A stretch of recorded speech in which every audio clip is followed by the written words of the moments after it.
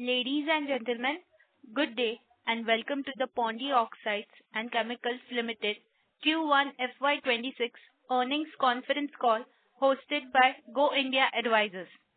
As a reminder, all participant lines will be in the listen-only mode and there will be an opportunity for you to ask questions after the presentation concludes.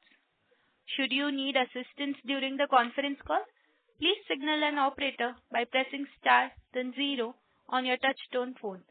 Please note that this conference is being recorded. I now hand over the call to Sakshi Narvekar from Go India. Thank you and over to you. Shaka. Good afternoon everyone and welcome to Pondy Oxides and Chemicals Limited earnings call to discuss Q1 FY26 financial performance. We have on the call Mr. Ashish Bansal, Managing Director, Mr. K. Kumar Raval, Director of Finance and Company Secretary, Mr. R.S. Vaidyanathan, Executive Director, and Mr. Vijay Balakrishnan, Chief Financial Officer. We must remind you that the discussion on today's call may include certain forward-looking statements and must therefore be viewed in conjunction with the risks that the company may face.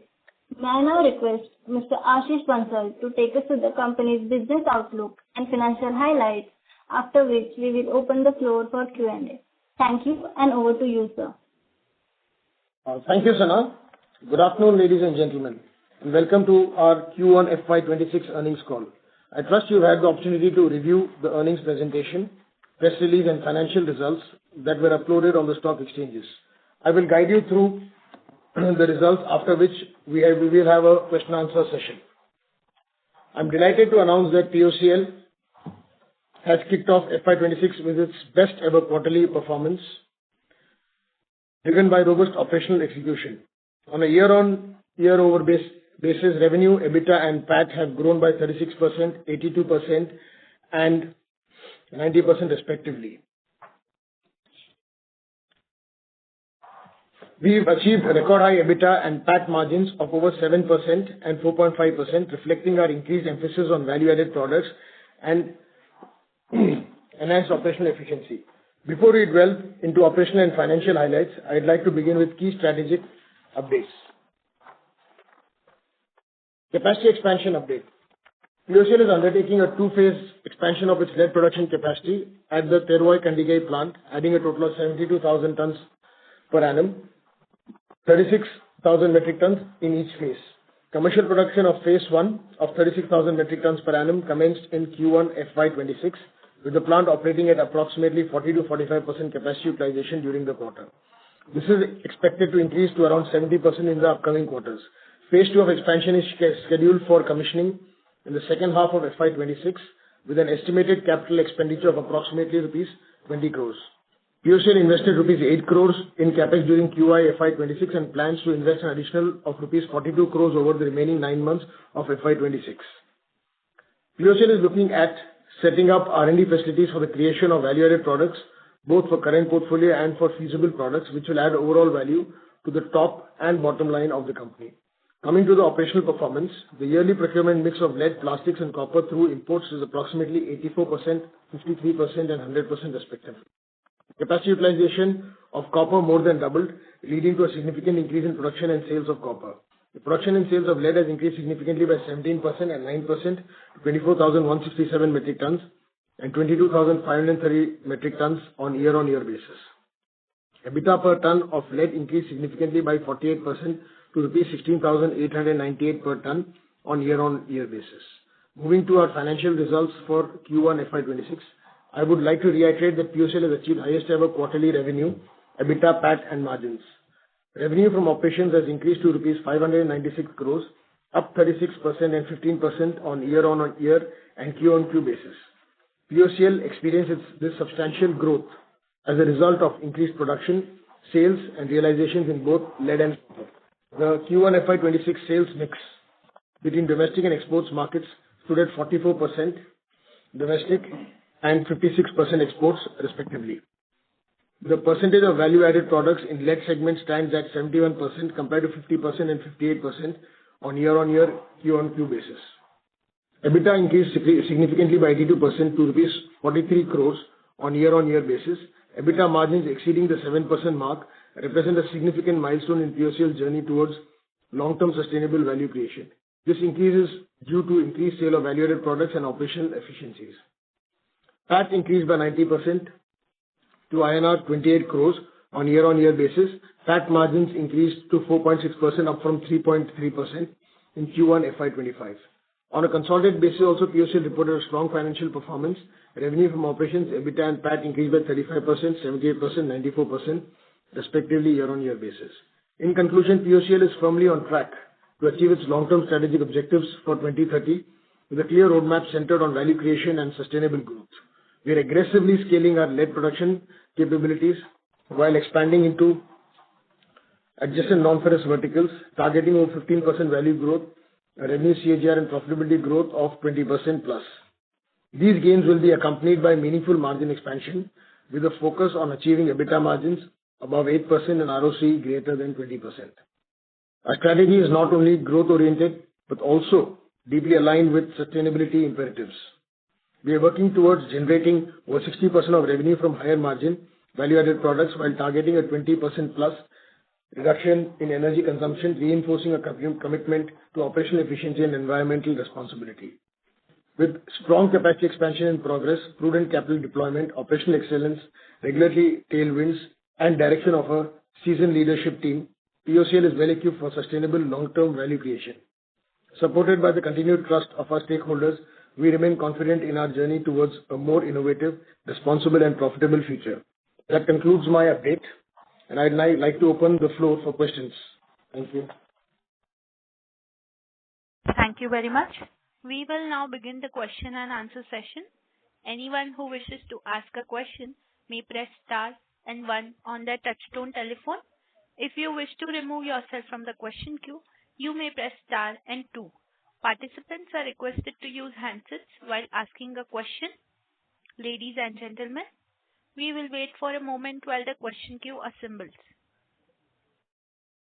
The first question is from the line of Rahil from Crown Capital. Please go ahead. Hello. Can you hear me, sir?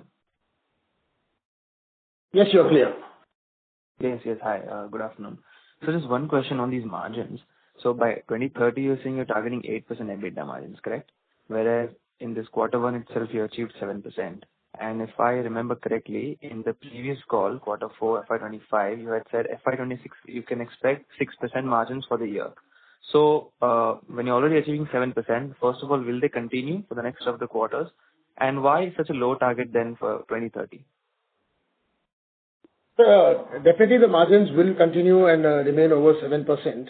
And with the addition of value-added products and all of this as a blended margin overall, we are looking at 8%. And as we add on our more value-added products, maybe we will look at our margin profiles. But as of now, the guidance that we have provided is around 8%. Yes, you have given 8%, but so just why just like a 100 basis point improvement in the next 3-4 years? Can't it be more than that? There could be a possibility, but as of now, how we are looking at it with blended products and multiple portfolios coming in, we would like to look at it in this manner. Okay, but for this year, 7% overall with a full year, we can definitely expect. Yes, will definitely continue, yes. Oh, okay, I'll fall back in it. Thank you, and all the best. Thank you. The next question is from the line of Sagar Shah from Spark Capital. Please go ahead. First of all, congratulations to the management team of Pondy Oxides and for an amazing performance in Q1. To begin with, my first question, sir, was related to a follow-up question actually, as compared to the previous participant on the margins. The margins that were, I noticed the margins were quite actually led by the lead segment in this quarter as well. Because in the plastic segment, we are in a bit loss, and still copper, although the utilization has actually increased, almost doubled as you highlighted in the opening commentary, but the lead margins have expanded. So I wanted to understand two things behind that. Is the lead margins because of the drop in the lead prices that we saw in the preceding quarter, so that's why are we seeing some sort of an inventory impact due to that? Or is it just purely operating leverage that we are actually carrying through in this quarter, that we are enjoying such healthy margins, and that too so early actually. Just in the first quarter, just the capacity has just started. So that is my first question, sir. Yeah, thank you for your question. Regarding the copper margins, as you said, the copper is a product that we've just started, and as we are also looking at further other products, copper margins will continue to improve as we go on adding products, and this is the initial part of the manufacturing. Hence, as you are aware, slowly the efficiencies will start coming in, and the process will be also more efficient, and the margin profile will improve. As far as lead is concerned, it is nothing to do with the inventory overhang or anything, because our inventories, our positions are all completely hedged, and we work on a back-to-back model. The main increase in margins is one due to our operational efficiencies. We have in the whole of last financial year, we had done a lot of modifications in our processes, used more efficient kind of systems, furnaces, and all of those. Lot of changes and additions have been done. Apart from that, also if you look at our sales profile, the value-added products that was sold in this first quarter was on a higher quantum. So these are what contributed to the lead margins. Okay, fine, sir. So, can you already highlighted that we are running at almost 40 to 45% capacity utilization in this quarter as far as the new plant is concerned. But can you highlight what is the utilization of the existing capacity, which is at 132,000 tons that we already have? What was the utilization in that segment, in that capacity, sir? So the existing plants are running in excess of about close to 70%. As far as we're looking at the smelting capacities are running at 90% plus, and overall at 70%. Okay, fine, sir. So my next question was related to the copper. In relation to copper, actually we were eyeing some forward integration products. We were actually eyeing some other value-added products for new clients actually. So any update on the progress actually, that what are you eyeing in that segment? What kind of response have you got from your customers, so that your copper segment and can be enhanced and your contribution for lead to come down, which is your actually overall guidance. So any progress on that segment, sir? The progress is continually happening, and as and when we will definitely let all our shareholders know through a public announcement. Okay, fine, sir. So I just have one or two data keeping questions. First of all, thank you for giving the segmentation of revenue as per the product wise. And secondly, I wanted to ask what are the volume figures for copper, plastics, and if any aluminum we have produced in this quarter? Hi, Sagar, this is Vijay. So with respect to lead, the volume for this quarter is about 22,530 metric tons. Copper is about 1,107 metric tons, and plastics about 808 metric tons. Plastics was 808 metric tons. Okay. And any updates, sir, on the plastic segment? That what is the reason behind that we are running an EBIT loss in that segment, and how do you see that segment going ahead in the rest of the year? Will we become profitable, and how are we exploring something in the new products there? Yeah, actually in plastic segment, at present we are running in the leased premises. Now we are planning to move to our own premises where we have sufficient land bank and structures. We are planning to do some restructuring of moving. Most of this EBITDA, slight EBITDA positive, other administrative loss is causing the overall net loss. The rent we want to stop it. Already we have given vacation notice. So probably from the next quarter onwards, that rent, substantial amount of rent will be saved, and we move to our own premises. Then automatically that segment will come to the positive. Okay. Fine, sir. Fine. Thank you so much. Yes, sir. So we are getting EBITDA margin on plastics. Because of this administrative overhead, net it is coming negative. Otherwise, it's EBITDA positive only. Okay. So basically, that is just because of the overheads and the kind of admin expenses that you are facing, but otherwise, it's an EBIT a positive business that you pull through. Yes. Okay. Fine, sir. Fine. Thank you so much, and all the best, sir, for all importance. Thank you. The next question is from the line of Shweta Dixit from Systematics Group. Please go ahead. Hi, good afternoon. Thank you for the opportunity and congratulations on a good set of numbers. My first question would be on the aluminum segment. Any update since we were evaluating different product profile for aluminum? So any update on there, because we were expecting to start generating revenues of it for it to contribute into profitability this year. Yes. Hi, Shweta. Thank you. Yes, it is in progress, and we will have some numbers on the aluminum segment in this second quarter, and the work is in progress for the same as updated earlier. There's a slight delay on that, but in the second quarter, you'll start seeing the numbers. Any update on the product that we were evaluating, since we are moving away from the existing or the product profile also? So any color on what kind of aluminum products we're looking at now? We'll keep you updated. They are linked products to our existing products, and we'll keep you specifically updated on the product line as we complete the evaluation. Yes. Understood.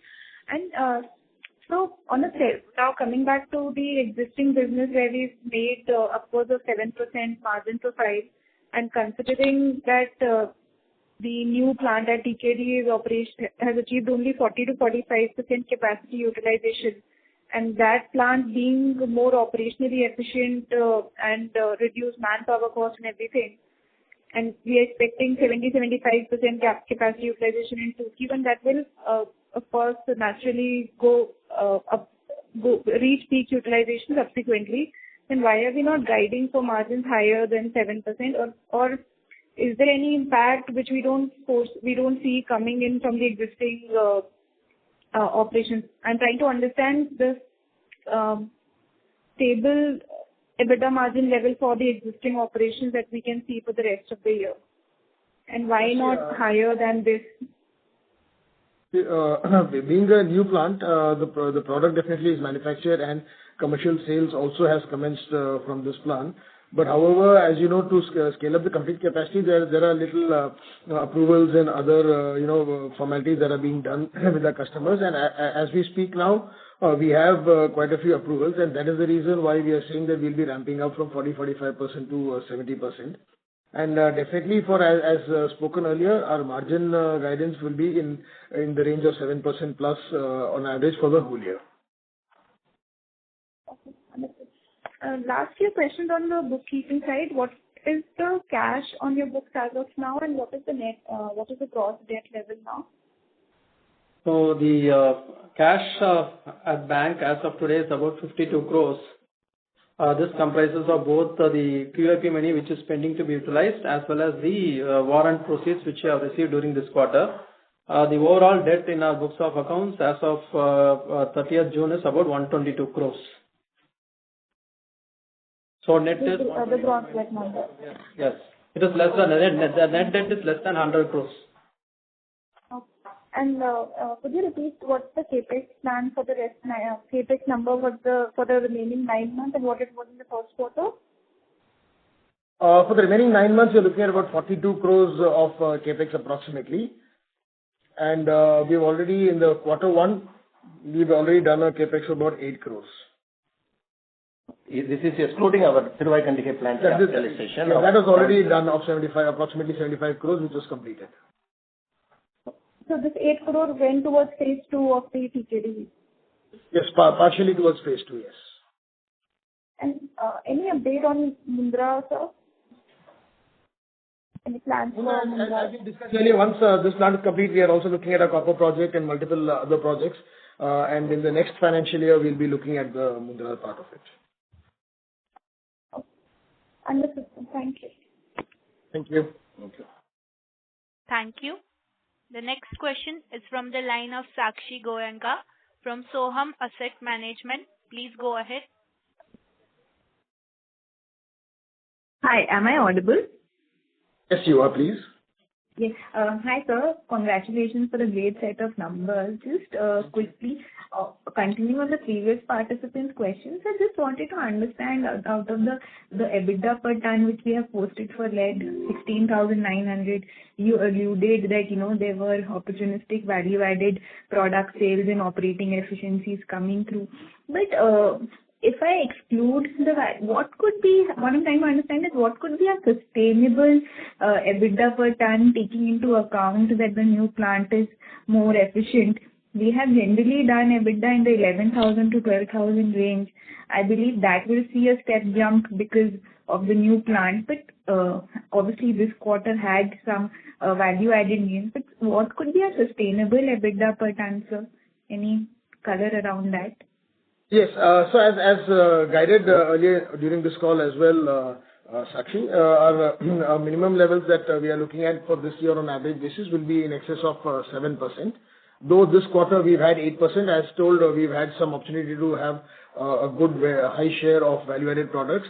But definitely that is not going to drop in the next few quarters. And on a conservative levels, we speak as 7% plus. Got it. Fair. So, and sir, this year obviously, next year, is there any scope for further efficiency gains, assuming that the new plant, our phase 1 will be operating at 70% this year, and in second half we will see phase 2 coming. So, will operating efficiencies continue into next year also? So, can we see better margins next year? The focus of the company always remains year on year to achieve higher operational efficiencies.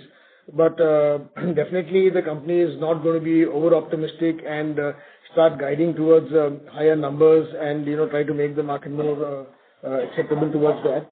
So as you've seen in the past as well, we've always been conservative in our numbers and we continue to be. However, as you see 7% margin for this year guidance, we will continue to do, and we are continually working on our operational efficiencies, which definitely will reflect back onto numbers year on year. Got it. And so just quickly, our existing plant has smelting capacity of 90,000 from what I understand, and the two phases, that is about 72,000. So that's roughly 160,000 tons of capacity. On this capacity, what can be the maximum capacity utilization? I just want to understand what can be a FY27 kind of volume if we operate at, maximum capacity. The current financial year, we are targeting at operating at about in excess of 120,000 tons of capacity, I mean. Yes. Yeah. For example, I was talking about more like 27 with both the plants in and our existing smelting capacity of 90 plus the two plants adding up to 72. So that's roughly 160. So on 160, what can be a max capacity utilization? Can it be 90%? See, generally we always aim for 90%, but however, 80% plus on the smelting side is a good capacity. Number to work with. Okay, sir. Sure, sir. Thank you so much, sir. Thank you. Thank you. The next question is from the line of Jigar Jani from Nuvama PCG Research. Please go ahead. Yeah, hi sir. Thanks for taking my question. Just two questions. Just a clarification. So your smelting capacity is 90,000 tons on lead, right? In our existing two plants, our capacity is 90,000 tons, approximately 93,000 tons. And with the addition of our new plant, we will be adding in two phases, 36 plus 36. So approximately it goes in over 160,000 tons. Okay. So on the first plant, which is you have already added that, which has come online? Yes, the first is already online, yes. Okay. And sir, on this margin front, again, sorry about harping that again on this. So what is the product that has seen, or what can you just throw some more light on what are these value-added products that have given you better margins and realizations this quarter?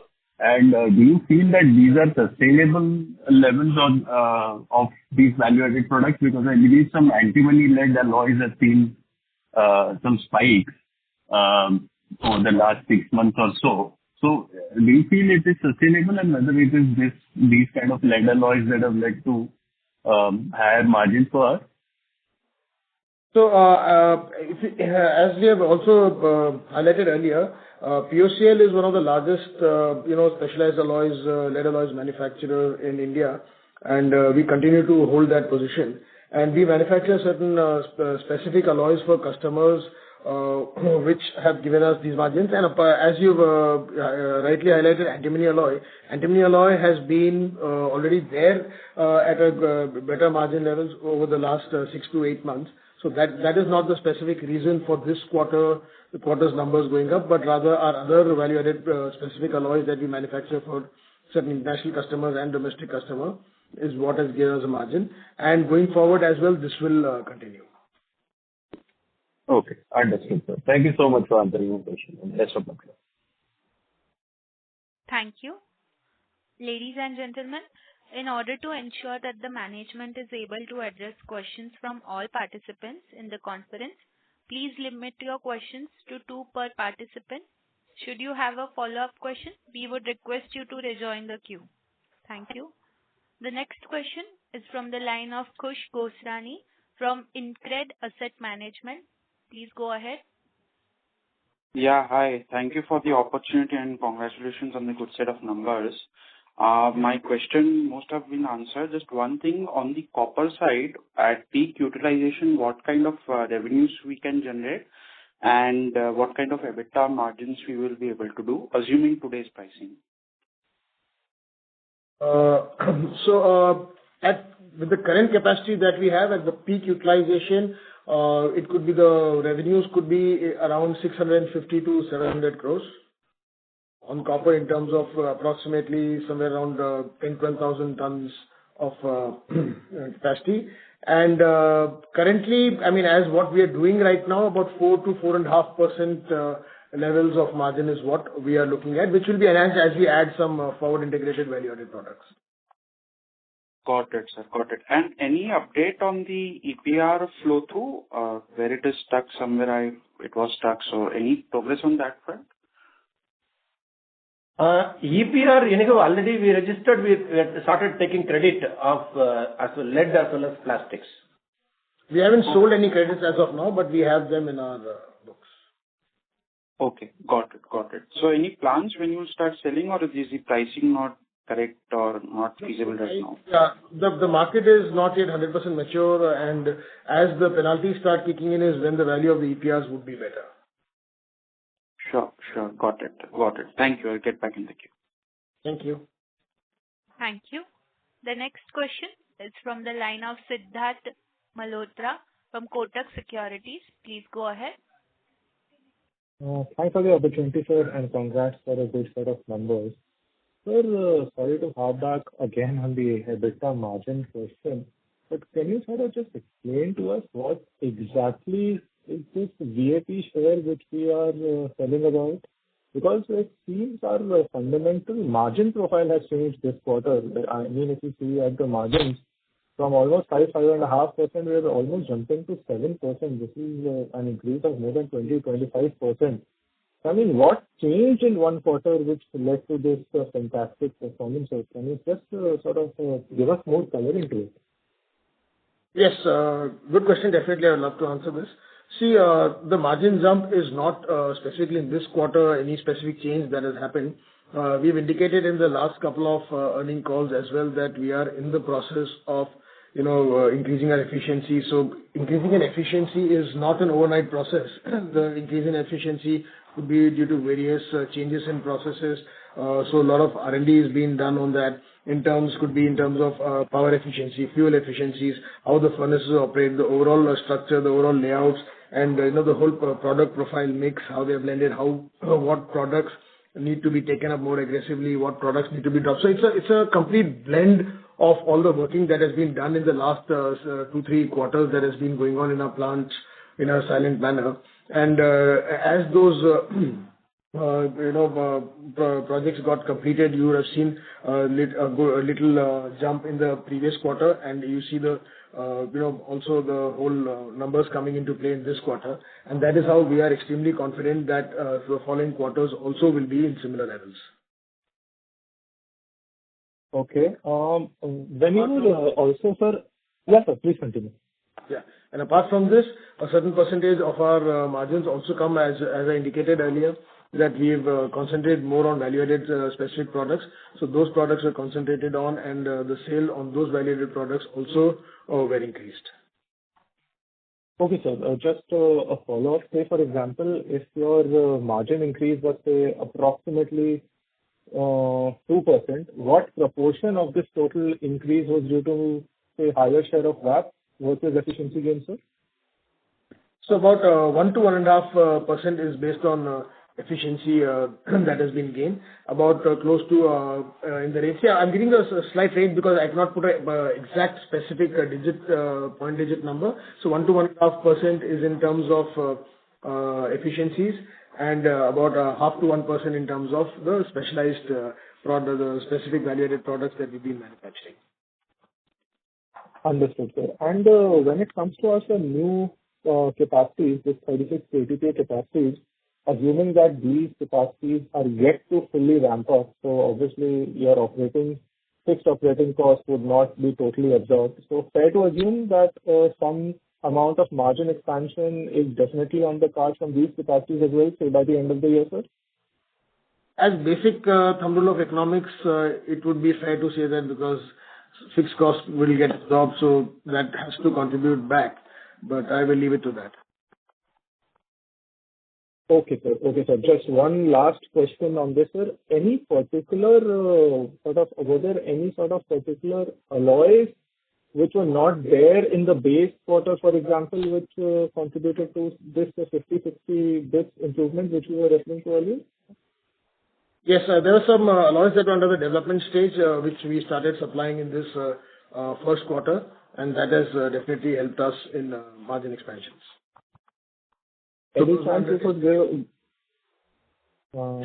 sir, any chance you could give us more color on what these alloys are, who are the other people who manufacture? Yeah, we have an NDA with our customers, so I don't think I might be able to give you too much of information on that. Okay, sir. Just who are these customers? Only sectors, not specific names, if that is possible. Yeah, these are mainly international customers. Okay, sir. Understood. Thank you. Thank you, sir, for your time. Thank you. Thank you. The next question is from the line of Naman Parmar from Niveshaay Investments. Please go ahead. Yeah, good afternoon, sir. Thank you so much for the opportunity. So, firstly, on the lithium ion side, what is your update? Because in previous quarter you were telling to shifting towards from lead to lithium ion. Sorry, I lost you there. Could you repeat your question, please? I'm sorry. Yeah, so I was just asking about what's the update on the lithium ion side. You were telling in the previous quarter that you are going to under the lithium ion side acquisition. So any update on that side? Yeah, hi. We are currently in discussion with many of our technological partners in terms of identifying the chemistry, because this industry is quite fast moving. I'm sure. It started, with NMC and LFP and LMFP, and now there are a lot of technologies that are coming up now, and we really wanted to. We don't want to be in a hurry and do something and then later, repent. So we thought we'll wait and understand the industry quite well, and once it matures to a level where, because the feedstock is very important, and currently the LFP is the 70% of the market is using LFP as the technology now. So probably over a period of time in next a few months, we will settle down on a particular chemistry and a particular technology with a technological partner. Then we'll go ahead on this. That's the thought we have currently. Yeah. Okay. Yeah, understood. And secondly, on the copper side, if we see in the current quarter, even at a very initial stage, you have done around 3.5% of the EBITDA margin, right? And you are guiding on a consolidated basis, you can do a 7% on the whole year basis. But on a sustainable basis, how much margin is possible on the copper side, and how the capacity ramp up will be going on? Because just asking, because if you see on the aluminum side, initially when you entered the aluminum side, it was a very good business, right? But after a very high volatility on that side, it become very hard for us to increase the capacity utilization on the aluminum. So it is not similar to that in copper also, that if the volatility increases there can be a margin pressure also. So, let me explain to you. I'll go a little forward and then come back with your question. Coming to the aluminum part of it, I would like to explain that aluminum business was a business where you could not hedge your raw material, and you could not, concentrate and fix your margins on the product. If you see the metal part of it, any and every metal is volatile, and the maximum movement that happens on a metal is copper, because that is the most liquid metal on the whole index. So it would not be right to say that once copper becomes volatile, the margins will go, because copper has and always been the most volatile metal. But the only advantage over aluminum that we have in copper is a product where your raw material versus your sales can be hedged in a proper sense, and you can safeguard your margins on the product. And going forward in copper, we are looking at growing our volumes and looking at a margin. In the current year, we're looking at a margin of close to 4 to 4.5%. And we are extremely confident on that. So it will not be right to be comparing aluminum and copper as similar products. Okay, understood. And lastly, on the capacity of the copper only, it was, I think, around 6,000. You are going to ramp up to 9,000 to 12,000. So it will be live by how much? I didn't get you, sir. It will be live by? It will live in which time? In second half or in FY27? So in this year, we are looking at achieving the capacity what we have, about 90% existing capacity, 90% utilization, and by next financial year, the additional capacity will also be live and will be utilized. Okay. Okay. And on the lead side, what's the optimal utilization can we achieve? We can achieve an utilization of approximately 80%. Okay, 80%. Yeah, okay. That's it. Thank you so much. Implementing phased manner, yeah. Yeah. Okay, thank you so much. Thank you. Thank you. Before we take the next question, I will request participants to limit your questions to 2 per participant, and you can rejoin the queue for follow-up questions. The next question is from the line of Sanjay Parekh from Soham Asset Managers Private Limited. Please go ahead. Yeah, congratulations to the whole team on the performance. So my first question was, this is a very fragmented industry. So, do you plan to do any acquisition? No, sorry to interrupt you. Your voice is unclear and breaking. Could you please repeat the question, sir? Okay. Now you can hear me? Yes, that's clear. Yes. Okay. So because the industry is fragmented, there's unorganized sector. So would you look at consolidating through acquisitions, small acquisitions ahead? That's the first question. Second is, you clearly are in a growth phase. So while what is visible to us is, more like 2,600 crore turnover this year, and then 3,500 in 7, and then potentially going to 5,000 crores, maybe over next 2 years after that. So in the growth phase, the question I have is, one is the supply side capacity creation. So one is the expansion, current expansion, and then the Mundra expansion. So how do you think about it once you plan Mundra? When can you commission it? So the constraint, would that be a supply side or the sourcing of scrap? When you, let's say, you want to hit a scale of 5,000 crores, would sourcing of scrap be a challenge to you? And the last question is, are there rules world over where there's a clampdown of export of scrap from their own country outside because they want their own environment norms to get better? So that is a little bit your thoughts would help. So these are my questions. Hi Sanjay sir, Vijay from Vijay speaking. Small efficient. Talk about the supplies. So see, right now, as we have already promised, we have started phase 1. So next we wanted to start phase 2, which is going to happen in the second quarter of this year. Once the phase 2 gets stabilized and the entire lead operation starts, then as we already planned, we will start the copper also. Copper, everything, all the discussion phase and all over, and we will start we will start the forward integration of copper in the third quarter of this year. And by FY 2027 first quarter, we'll start the operations in the copper. So on a phased manner, first we wanted to focus on one vertical, complete it, stabilize it, make it on autopilot mode. Then we focus on copper. Once that also is a product for us, then for forward integration, we wanted to move on. And slowly, once these two verticals are being done, then we will start focusing on Mundra. And also, as you rightly asked the question about small acquisitions, we are not looking at these small acquisitions of other companies, because right now the kind of technology that we have installed in our plant is one of its kind in India, and I'll say probably one of its kind globally also with our new lead operations. And none of the other plants will have that efficiency, nor do have that kind of processes and machinery available. So definitely we are not going to take a step backwards to acquire any of these small companies who are not efficient in production, and would not make sense for us to acquire a small company and re-establish the whole system and equipments. Rather, we would be organically doing it internally, converting our existing plants going forward to make it more and more efficient. Only for real estate purpose, we have to buy.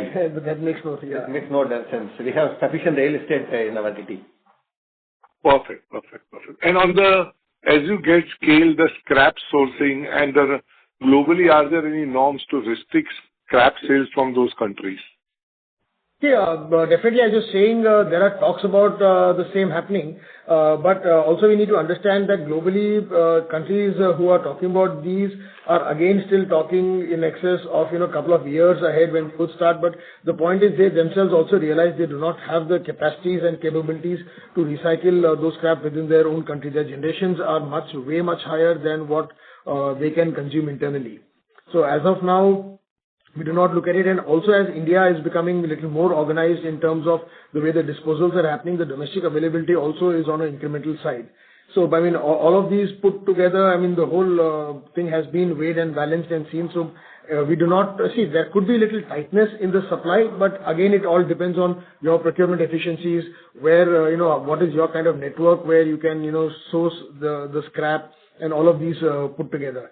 Further, also with our government becoming more and more tight in terms of disposal, so the domestic scrap which was going out to the unorganized sector is flowing back into the organized sector. All of this is balancing the supply side as well. Oh, so we do not see a big challenge as we scale up to maybe 3,500 and then 5,000 crores in sourcing of scrap. That will not be a big challenge. Yeah. So it's not just a single product. When we are scaling up, we're not scaling up only on a single product. We are not scaling up only on lead. Lead definitely, which is a large part of our portfolio.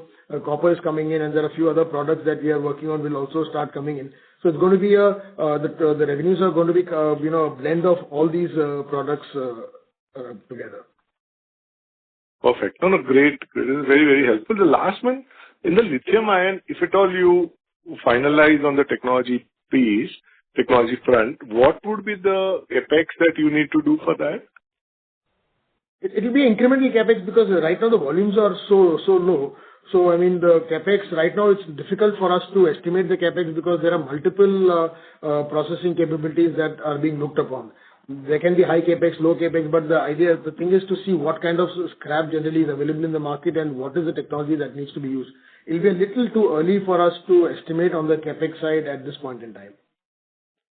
Fine. And the last one, on this regulatory front, there are several tailwinds that when we met, you'd explained us. But how is the implementation in India? Is it enforced, be it BMR or reverse GST or, EMR? So all these regulations, are they enforced now properly so that it helps us, or it's still work in progress? So BWMR is being enforced, and the only part now that is, the notifications are out. The only part that is left is the penalization part of it, which is, right now the industry stakeholders are opposing that because, of course, they do not want to get into the penalization part. But consciously, they are all completing their requirements that are needed for the BWMR year-on-year targets. They're already meeting before even the penalization happening. So that part of it is going ahead. In terms of the reverse charge mechanism, it has been notified, but reverse charge mechanism currently has not had a great impact on the supply chain side. In fact, the GST reduction and a few other topics that are being taken up to the GST Council, those that the industry is working on.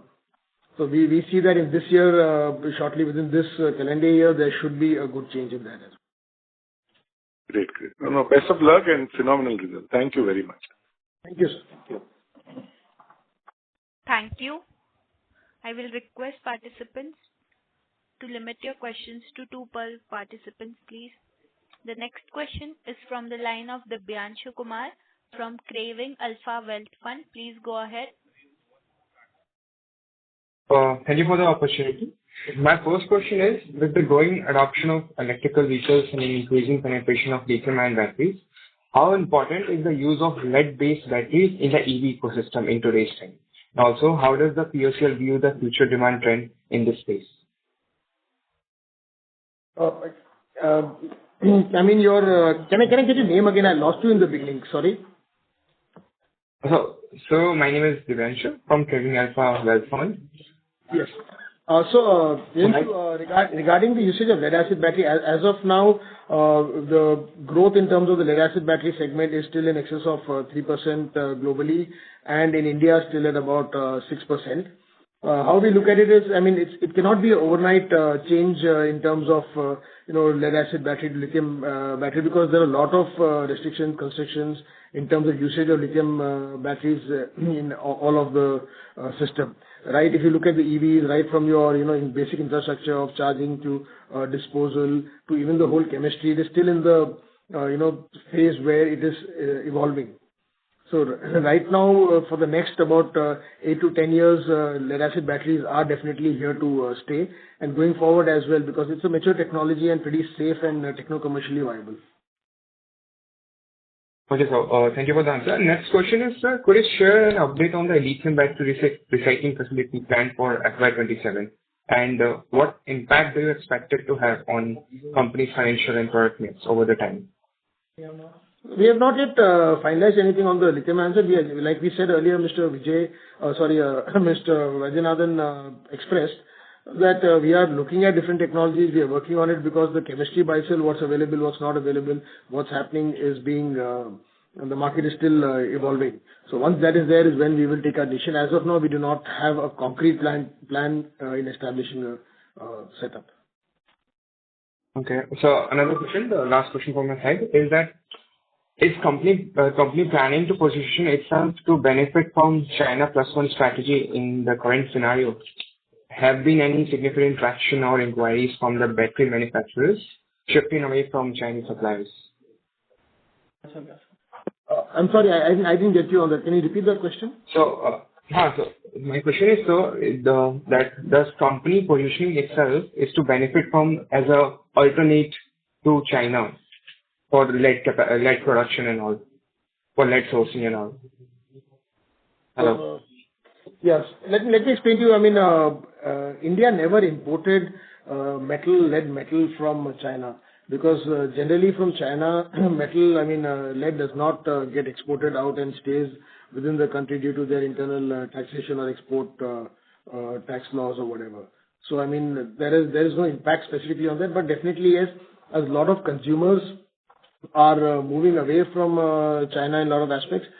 So the Southeast Asian demand is a little higher, except, with the companies or the buyers who have moved away from China. Okay. Thank you, sir. Thank you for answering my queries. Thank you. The next question is from the line of Vaishnavi Gurung from Craving Alpha Wealth Fund. Please go ahead. Hello. Congratulations on the good set of numbers, sir. My first question is a follow-up question on EBITDA margin again. a repetitive question. However, the operational efficiency part is understandable, but if you can give us a range of how much of lead prices is on EBITDA margin. Can you please come back again? Yeah. Hello. Yeah. So my question is on the EBITDA margin part. Apart from the operational efficiency, what percentage of lead price impact is on EBITDA? If you can give us a range, how significant impact is on EBITDA margins by the lead prices? Do you mean the basic lead price by itself? Yes.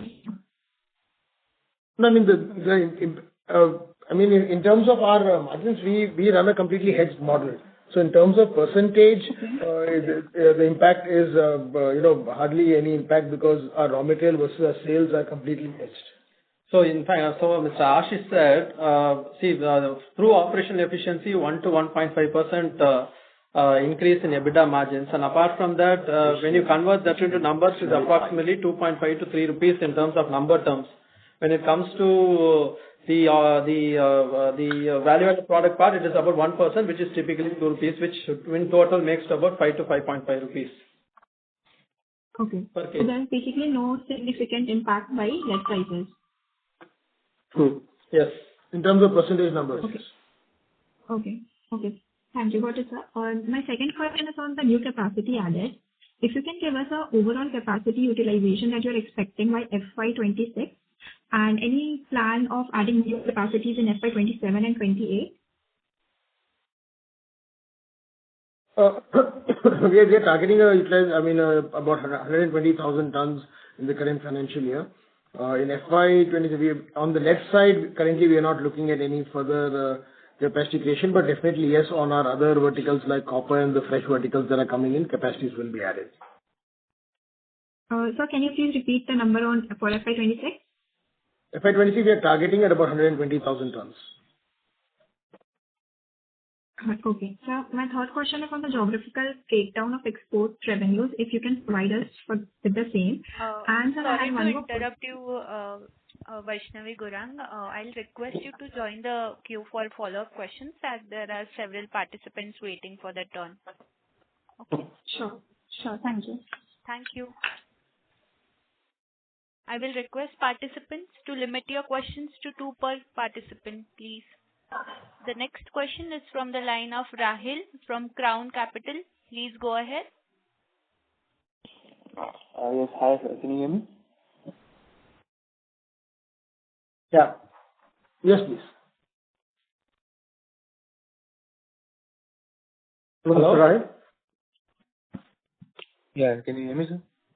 Yes, we can. Yeah. Thank you again for this opportunity. So there's 2 questions, quick ones. What is the overall value-added products contribution to the revenue? And can we achieve, given the current pricing and the market conditions, a 30% growth for FY26? The current contribution, about 71% of the lead portfolio is a value-added product. Are the value-added products. 30% growth on overall, I didn't get your second question. Can you be more specific? Yeah, like on a consolidated basis, can we see a 30% plus revenue growth for this year? Since the first quarter has been, really good. Yeah, on an optimistic basis, we are looking at similar ranges, but it's a forward-looking statement, so we definitely are not committing, but definitely we are looking at such numbers. Okay, something like that is definitely achievable, you're saying? Yes. Okay. Thank you and all the best. Thank you. Thank you. The next question is from line of Shivam Dave from MIV Investments Private Limited. Please go ahead.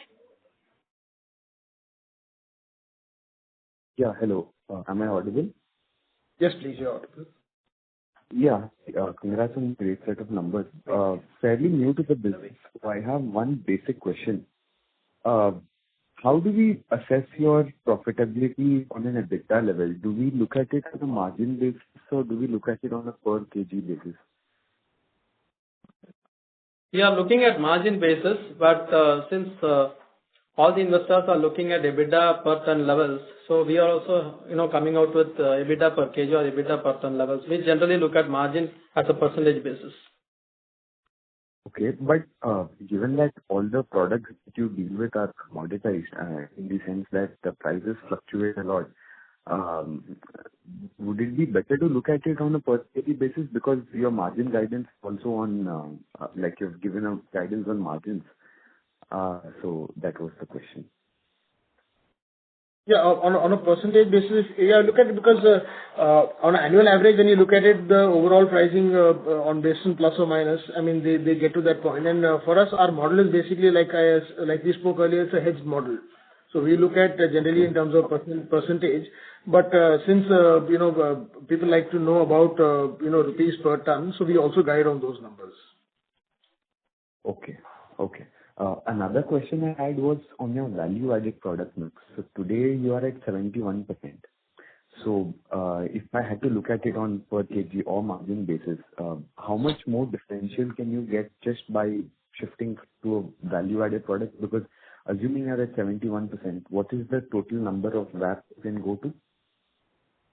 See, technically, we had earlier guided, we are targeting about 60% plus value-added products. We've been able to achieve 70% this year. So, I mean, definitely 100% of your products can't be value-added. There are some base products as well. So it's more of a package that is customers also require. So as of now, for this year, we will be looking at similar levels of 70% of value-added products. And look in the future, we will look into in our other portfolio, that's our copper portfolio and all of that. There is where we will look at more value-added products, which we are developing, and in the coming financial years, we will be able to explore that side of it. Okay. Okay. And just one follow-on, if I could ask. Your lead volumes were grew 9% year-on-year. So how do you expect this vertical to grow going forward? So, just on volume. Yeah, I mean, in terms of volume, like, we have guided about 120,000 tons is what we are looking at this year. And going forward, reaching from the smelting side, reaching 160,000 tons capacity from the smelting side. Okay. Okay. Okay, that's it. Thank you. Thank you. Thank you. The next question is from the line of Bhavesh Chauhan. As an individual investor, please go ahead. Sir, now that Amara Raja is also expanding its capacity from 50,000 to 150,000 tons, and they will have their own clients supplying them scrap lead from their own batteries. So, sir, in terms of our availability of raw scrap from domestic market, will it not be impacted? So, Amara Raja as a company was earlier also collecting their scrap batteries, but was giving out as tolling through their recycling partners. And now they will be using the same scrap themselves for their manufacturing. And I mean, it's a balance in market. I mean, what they were consuming through others, now they'll be consuming through their own recycling process. And that's how we... Okay. But sir, in case of shortage, how if we import more than domestic, how it will impact our margins? So this is a balancing of the market. Basically, the markets behave differently at different LMEs. Sometimes at the lower LME levels, the domestic market tends to become more expensive. At the higher LME levels, it is a little cheaper to have a domestic procurement. So it has to be balanced out on an averaging basis through the year, and that needs to be hedged back to the exchange. So, is my understanding correct that, there is not much overall, there is not much difference between imported scrap and domestic? In terms of the quality of the battery, there are types of batteries that each application has. So recoveries and the price is based on the kind of scrap that you import or that you buy domestically. So it all finally comes back to the amount of recoveries that you can get out of each battery. Yeah, got it. Thanks a lot and all the best. Thank you. Thank you. The next question is from the line of Shagun Jain. As an individual investor, please go ahead. Hi, congratulations for the fantastic results, sir. I wanted to understand what products you're working on. Is there any thought on the new demand which has come up in the market on the rare earth minerals? Because there's a lot of talk of recycling of rare earth minerals also going on in the market. Can you please let us know your thoughts on the same? Thank you. We are working on a couple of products. It would be a little early for us to explicitly speak about them, but definitely we are working on similar lines where the demands are keeping up. Okay, thank you. No more questions from my side. Thank you. Thank you. The next question is from the line of Gopinath Chena from CDK. Please go ahead. So congratulations on great set of numbers, sir. So I have two questions. The first question is, if you compare the last revenue with YOY, we have around 40% of increase, around 40%. So how is the rest of year going to be? So in the lead, as we already told, it's about 120,000 tons we are expecting in terms of tonnage. In terms of value on an overall basis, 30% is something which we are expecting on the value side with the blended, both lead and copper put together. Yeah, okay, that's great. And the second question is, in earlier you have said that something like we are going to save some administration or lease cost. So is that how much amount can we quantify that? It's approximately about 17 lakhs per month, which equates to 2 crores per year. So to that extent, there will be an increase in EBITDA in the plastics division. Yeah, thanks. All the best, sir. Thank you. Thank you. Before we take the next question, please, and reminder to the participant, please limit your question to 2. Should you have a follow-up question, we would request you to rejoin the queue. The next question is from the line of Sagar Shah from Spark Capital. Please go ahead. Thank you once again for giving the opportunity. My first question was related to the reverse charging mechanism actually. So, sir, we were expecting that in this quarter, maybe in the next, actually, the mechanism will be applicable and will be applicable on the lead and on the lead recycling, and there will be shift in market share due to from the unorganized to organized due to the imposition of such regulation. So, I know you have already answered, but I wanted to understand that what is your take on that? Will the change in market share happen because of this quickly, or this imposition will happen here in FY26? And if it happens, what will be the effect of the same? And my second question was on the data keeping question, that out of the total scrap that we took for lead in this quarter, how much was imported and how much was domestic in percentage terms? Thank you for these were my two questions. For the first question, the threshold limit, government of India has not fixed in a high, very low threshold they are deciding. In the metal industry or scrap industry, value is very much important. Small quantum if they fix, and if they give RCM, it is of no use to the players like us. So that will be equal to 10 tons of material, which is not enough. If they increase the threshold limit, then if they give RCM, that will be useful. That may not be useful for in future. At present, for import, it is 80%, 20% is domestic we are buying.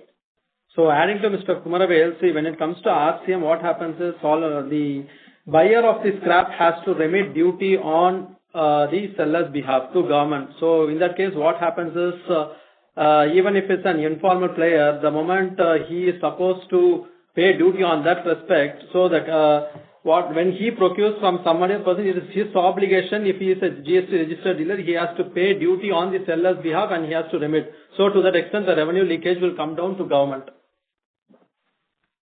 So that's how it is going to transition. Most of the informal players will have to move to formal system and RCM, because there is a onus of responsibility on the buyer to remit the duty. It is not on the seller. So the second thing, what Mr. Kumarival was telling was, in terms of GST percentage, now if it is at 18, the moment it is being brought down to 5%, then the cash incentivization will come down in terms of when it comes to informal players. So once that incentivization comes down, formally there is there is no benefit for the informal players to sell. So automatically everyone has to come through the formal system.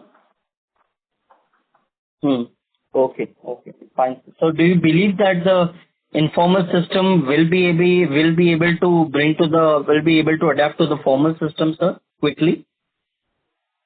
Already that percentage has gone up from 20-30% to now it is moved to 60%. Informal sector is reduced now. It has moved to the formal sector. So over the period of time that will be reduced further. Well, when there's a compulsion and there are no ways or there is marginally any benefit for them to remain informal, they will have to get back to the formal sector, and that shift should happen. It's happening, and slowly over the next 2-3 years there will be a great shift in the market. Okay, sure, sir. So my second question, sir, was related to the scrap. How much was imported and how much was domestic in this quarter, sir? So it is 80% import and 20% domestic. Approximately. Okay, fine, sir. Thank you so much. Thank you. A reminder to the participant to limit your question to 2. Please rejoin the queue for follow-up questions. The next question is from the line of Navneet Chadda from Triumph Services. Please go ahead. Hi, am I audible? Yes, sir, you are. Okay.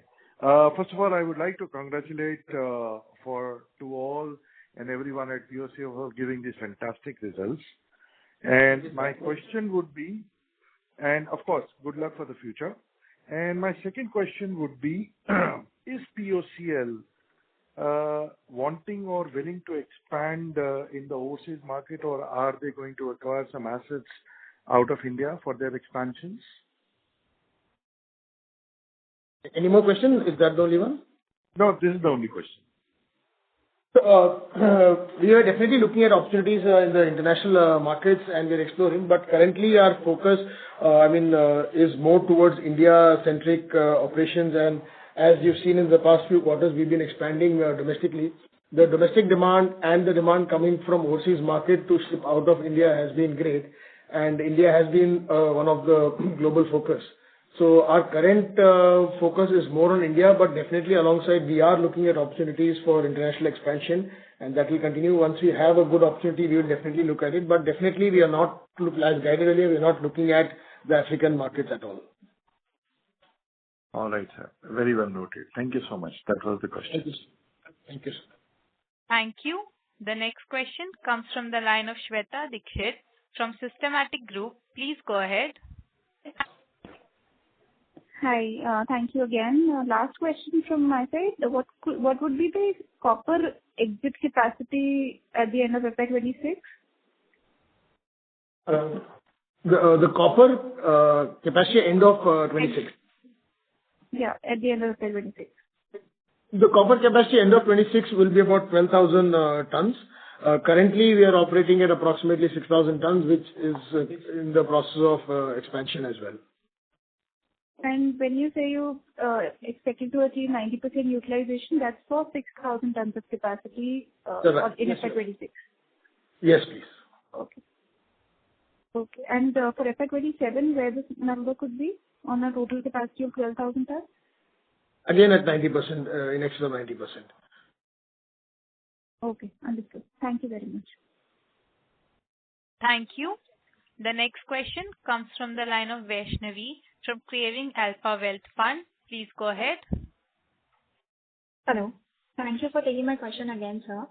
One question was regarding the geographical breakdown of exports revenue and which regions or countries are the primary sources of lead scrap for us, and does sourcing from Africa in particular offer any specific advantage?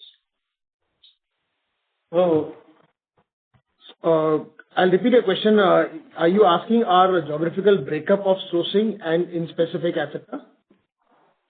So both, and plus our export revenue breakup. Okay. So when it comes to lead exports, our sales split is 65% exports and 35% domestic. When it comes to for this quarter, for copper, it is 93% export and domestic and 7% export. So when specific to countries, see for us, we import from different continents. If I were to say in terms of procurement, each continent contributes about 15 to 20% of our overall procurement. So from Middle East, from Europe, from US, from South America, we procure from different continents. And in specific to Africa, the lowest procurement for us is from Africa, which is only maybe in below 5%. Okay, thank you, sir. Just again, I would like to repeat one question. I was asking for exports revenue breakup, not domestic versus exports, but just export revenues. So approximately in terms of numbers is what you're looking at? Yes. In terms of percentage? In terms of percentage, about 65% is our export revenue, correct? Export revenues in terms of lead, it is about 328 crores. Export. Sorry to interrupt you, sir. I was asking for on geographic basis, like how much is from US versus how much is from Europe? So Europe is marginally, Europe is below 5%. Southeast Asia would contribute to about 75 to 78%, and the balance would be a part of it to the Middle East and other parts. Understood. So one last question from my end. As one of the fellow participants pointed out, do we foresee any near-term risk of clients establishing in-house lead recycling capabilities? We do not see a risk because if you look at the global trend that has been there, and many of the large battery makers have their own internal battery recycling capacities. Even to a lot of customers they are currently supplying as well have their internal battery recycling capacities, for over a decade. So that is a part of the whole industry as it is already there. So that does not really pose a large risk to us. Understood. Thank you, sir. Thank you. The last question is from the line of Adesh Gosalia from Spark Capital. Please go ahead. Hello, sir. Am I audible? Yes, sir, you are. Yeah. Congratulations, sir, on such a good set of numbers. I just had two questions. The first one was on the new alloys that you mentioned about supplying to the international customers, right? Can you just, do we have any kind of order visibility in that, on those orders, or we have already booked those orders currently? As we are so confident about maintaining the higher margins. So that was the question one. And the second question was a follow-up on the previous participant. If I might have missed a point that, as you said, that the exit capacity for copper would be around 12,000 metric tons for FY26. So where will this capacity come in, and will we see any revenue from this additional capacity in the current financial year? So reverting to your first question regarding the specialized alloys, yes, we have a clear order visibility. See, we sign annual contracts, and starting this first quarter, we have signed the annual contract for these alloys as well, and we have a very clear visibility through the year for these alloys. And as every year it gets renewed, what we've been doing historically, the same will be renewed. And in terms of... but sir, any number or, metric tons or something that you can share some numbers in that aspect? If it's possible for you, obviously. So it'll not make a very specific sense to you if I just say random in terms of tonnage or something, because these are measured very differently in various parameters. There are blends of different alloys, different packages. That's how we do it. So in terms of metric tons, will not really give you a clear idea on that. Okay. And coming back to your copper question, our current copper capacity is about 6,000 metric tons, and this by the end of this financial year will be scaling up to about 12,000 metric tons. And this year we'll achieve, out of the 6,000 tons, we'll achieve about 90% and more.